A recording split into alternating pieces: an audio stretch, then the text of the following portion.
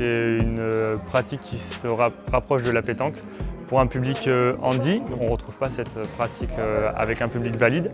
Et donc les règles se rapprochent sensiblement d'une pétanque adaptée, où l'objectif c'est de se rapprocher du jack, qui est la balle blanche. Donc la personne qui est le plus proche du jack, c'est à l'autre personne de jouer. On joue sur un terrain de 6 mètres sur 12,50, voilà, en 4 manches, et c'est la personne qui a le plus de points à la fin des 4 manches qui remporte la partie.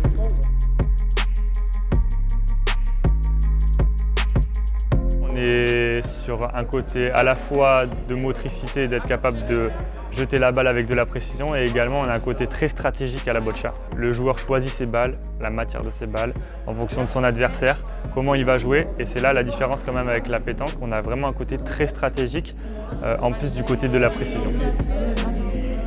22 entre parenthèses personnes. La catégorie qu'on retrouve le plus peut-être à la télévision, c'est la catégorie BC3, pour des personnes qui n'ont pas de préhension et qui ne peuvent pas jouer au pied. Donc pour ces personnes-là, jouent avec une rampe et un assistant qui est dos au jeu.